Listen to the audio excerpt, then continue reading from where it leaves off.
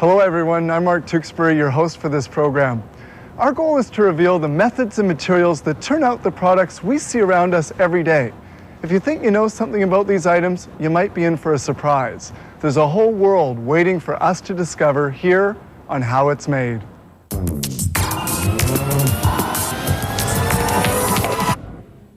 Why worry about light bulbs burning out when you've got spares? Well, today researchers are working on an eternal bulb made of gallium nitrate. It actually burns 5 times less energy than the incandescent bulb we've known since Thomas Edison's 1879 invention. I guess we're ripe for a change. On today's show, aluminum screw caps, chocolate, pills, and pasta.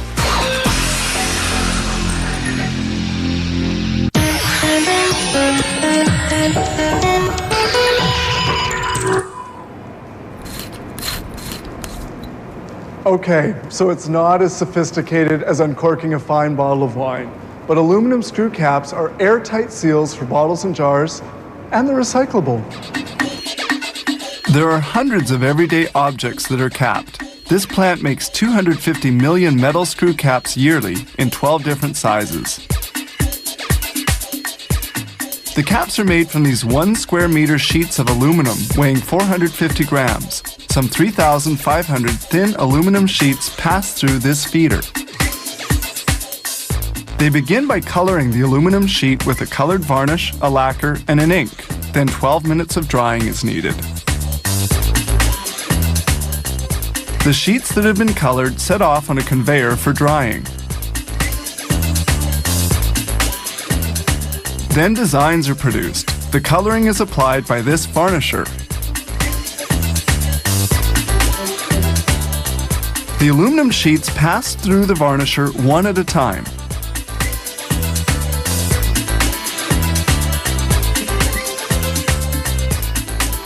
Here we see the sheet printed. Above are the colors used. They are highly colored inks that adhere well to metal.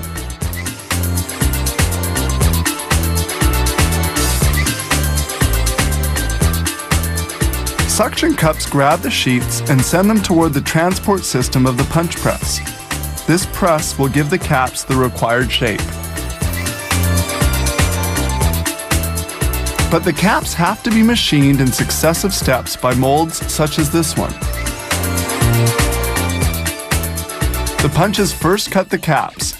Over 500 caps a minute can be produced. The blades of the punches are made of carbide, a very hard metal that can cut tens of millions of caps. At the exit point of the punch press, the caps are formed but don't yet have the right dimension. This stretching press performs the last 2 cold-forming steps so that the tube will have the required length. Now for the second stretching. This achieves the desired diameter. When the cap exits the press, it will finally have the desired dimension. At this point, the cap now has the required shape. The caps now have to be decorated to the client's requirements. The lateral imprint is made with this silk screen type decorator, which colors some 100 caps in 60 seconds.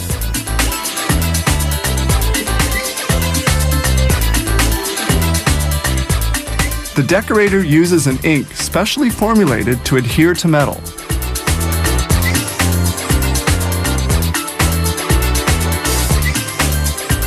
The caps will then dry in a warm air oven. The dried caps are ejected and fall into a container. This other flexographic type of decorator prints 155 caps a minute. Here we can clearly see the ink roller which imprints the side of the caps as they rotate against it in a steady stream.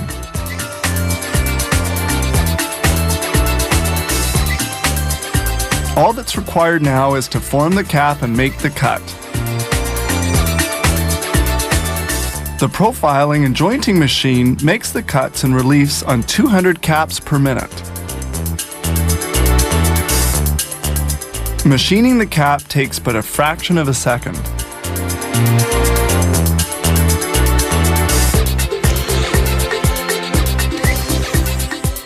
They sometimes have to assure the water tightness of a container such as a wine bottle. For this, a polypropylene liner is inserted which hermetically seals the container. A check is carried out under a light to verify whether the cut has been properly made and the ridges well formed. At last, the final steps. This screw tightening machine hermetically seals the caps onto bottles.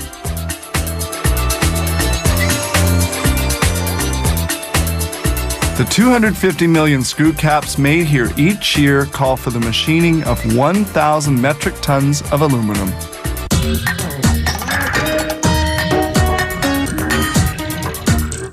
If you're young at heart, you might dream of working in a candy or chocolate factory. Oh, how sweet it would be. Well, at least for a little while. These delicious chocolate confections are made from melted chocolate flowing into molds. The master molds are first made of wood or plaster of Paris. They are then reproduced as copies in an epoxy material.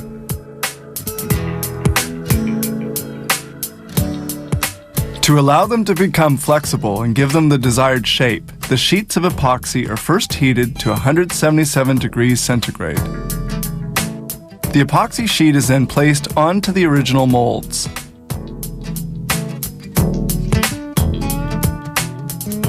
The sheet is heated, then lifted off. Suction from a vacuum system makes it adhere perfectly to the shapes of the molds. Here we see the epoxy adhering to the master molds. Still hot and malleable, the plastic has to be cooled. A jet of compressed air effectively lowers its temperature.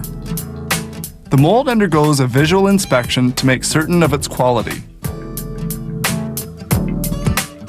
And now we move on to the chocolate.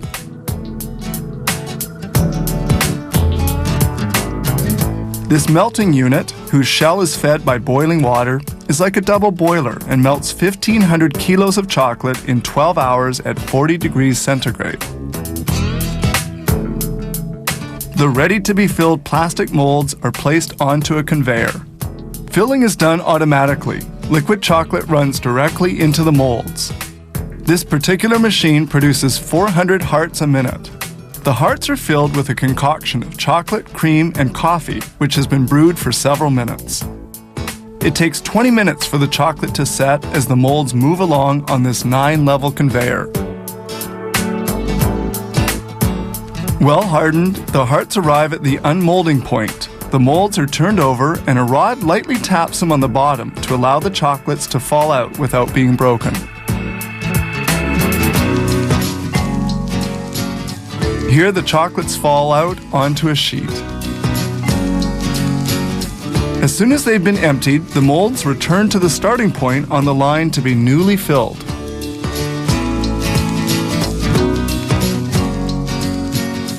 During their transport on the line, the chocolates complete their cooling and hardening.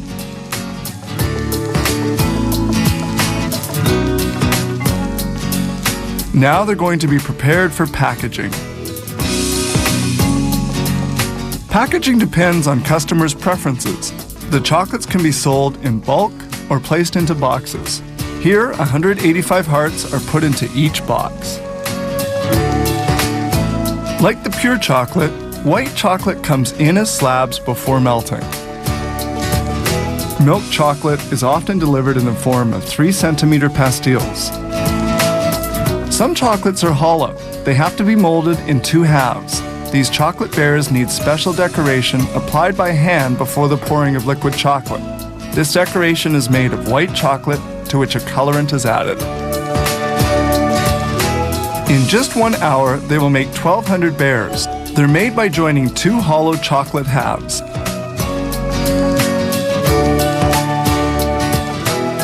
The assembly is done using a refrigerated rotating machine. This machine turns the molds a full 360 degrees on 2 axes and vibrates the chocolates to prevent the formation of air bubbles. The chocolates rotate for 5 minutes before being sent to the cooling conveyor, where they will remain for another 20-minute period.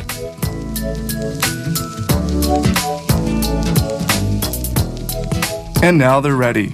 At this point, the bears are unmolded and they head off for packaging.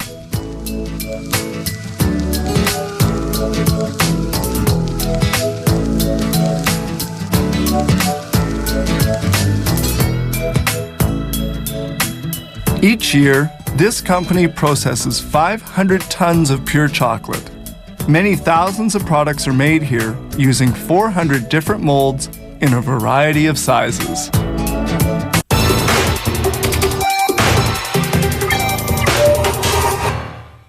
Take 2 of these and call me in the morning. Who hasn't heard that before? But how many of us, including physicians, really know how drug companies make pills? Medications are essential in the treatment of illnesses. It begins by a grinding process where the active ingredient in a tablet or pill is ground and mixed with a binding agent. The quantity of the ingredient needed to be ground is transported to the dryer in this container. Like all the other equipment, this container is made of stainless steel so as not to contaminate the product. The temperature of the dryer and the airflow are programmed with this interface. The granulation has to be dried at 40 or 50 degrees centigrade before being shaped into the desired tablet form. Molding of the pills is done by this press, which crushes the powder. The press exerts a pressure varying between 2 and 5 tons. Here's how the molding is done. The press magazine distributes the powder in molds made of steel discs. 2 stampers, one above and the other below, crush the powder and form the pill.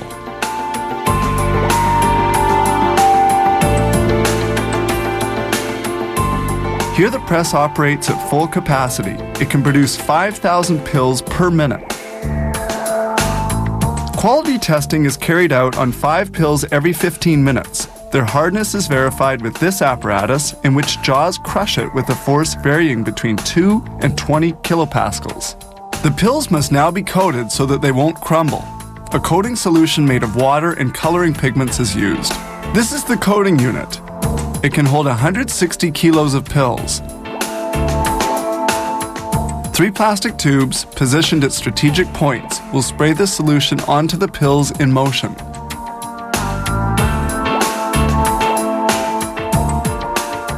The quantity of dry pills to be coated is put into the unit.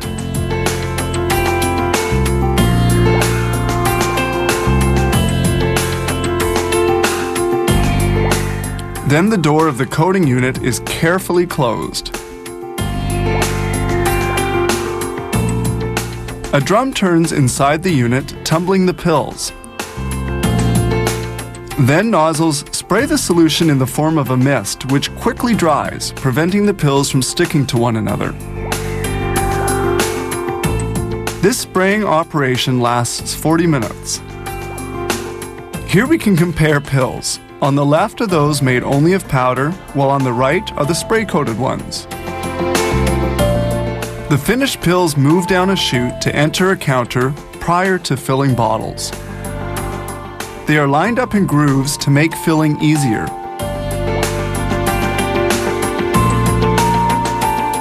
The quantity of pills to be placed into bottles is controlled by this automated unit connected to the counter. In this instance, 500 pills are poured into each bottle. This plant also makes capsules where the ingredient is not crushed but encapsulated in a gelatin casing. The distributor places the 2 halves of the capsules in the proper position for filling, with the wider half situated above. The top and bottom portions of the capsule are separated. The lower half is then filled with powder. When well filled, the 2 halves of the capsule are joined together. The completed capsules are then ejected from the filling unit. Then, via centrifugal force, they are positioned for the packaging process. The weight of each capsule is verified by this counter. Each capsule must have the precise weight.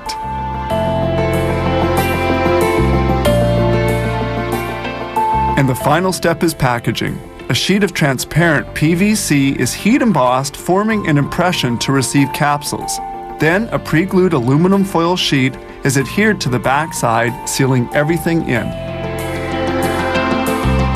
This plant turns out millions of pills and capsules every year.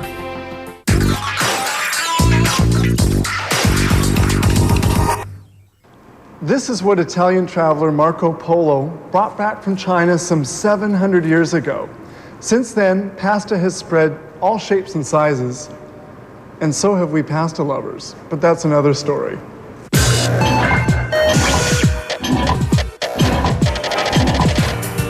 Who would have thought that pasta is actually Chinese in origin? When Marco Polo returned to Venice in 1295, after spending 24 years in the Far East, he brought back with him Chinese pasta noodles. So quickly popular did pasta become that by the 15th century, it occupied a prime position in Italian cooking. In this same era, commercial production began in Naples. Italians today favor macaronis and raviolis with garlic and cheese.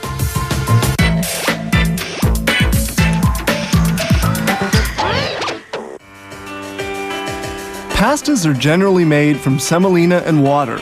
These silos contain more than 30,000 kilos of semolina derived from durum wheat, a hard, amber-colored wheat. The semolina heads toward the high-speed premixer, where it will be vigorously mixed with water for 5 to 10 seconds. This machine can treat between 1 and 2 tons of semolina per hour. The dough is extracted from the premixer and falls into a first blade mixer, open to the air. Then the dough goes into this vacuum blade mixer. The mix is now ready to go through the brass molds. Here's a spaghetti mold and a mold for mafalda, very narrow lasagna. And here are molds used to make lined shells and stars for soups, as well as cresta di gallo. The dough is injected into the mold under pressure. This rotating blade machine cuts some 12,000 rotinis per minute. That's 720,000 per hour. With the dough being still quite fresh, the rotinis are soft. They will dry somewhat on this plate. Now we move to the lasagnas. The dough goes through this brass mold, and the strips of fresh dough, 107 centimeters long, are placed on these sticks to dry at 65 degrees centigrade. They dry vertically so as to retain their nice flat shape.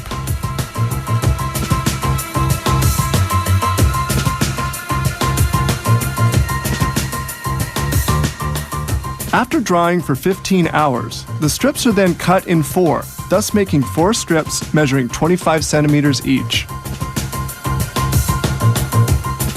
To minimize losses and make cutting the dry lasagna easier, scissors trim the dough pieces into equal lengths on the sticks. The long lasagna drying process begins. Once dry, the lengths of lasagnas are finely cut. They're now ready for packaging. To make some other pastas, the mix has to be a bit more worked in order for it to have the required shape. The dough goes through this roller, which gives it the desired thickness. And now butterflies are formed. This mold cuts 7,500 of them a minute, for a total of 450,000 an hour. The sheet of dough is 61 centimeters wide. It is produced in a steady stream and goes right to the cutting mold. The butterflies fall onto this conveyor to dry somewhat. Then they head toward the next production step. Certain short pastas, such as these butterflies and fuzzilis, have to be dried, so then they're put into this full dryer. Coming out of the dryer, the pastas are hard and ready for packaging. Here we see the ever-popular spaghettis being made. As with lasagnas, spaghettis are also dried vertically. Now this automated machine places the spaghettis onto a cutting table and breaks them to the proper length.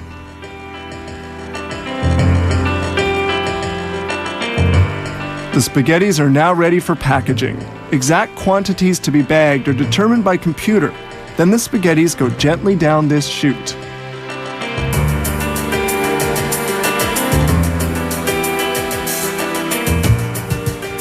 The amount of spaghetti going into each bag is transported and emptied out by this moving container. To make filling easier, the spaghettis are properly positioned by this chute. In just 1 minute, this machine can package 10 4-kilo bags. Whenever needed, it can handle up to 60 bags a minute.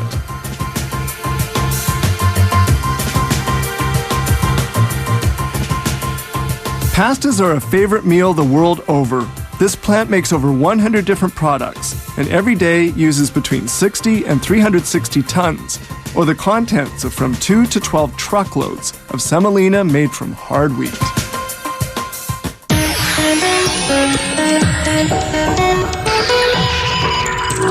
I hope you enjoyed our show today. We wanted to show you the behind the scenes of the world of manufacturing. I'm Mark Tewksbury. See you next time on How It's Made.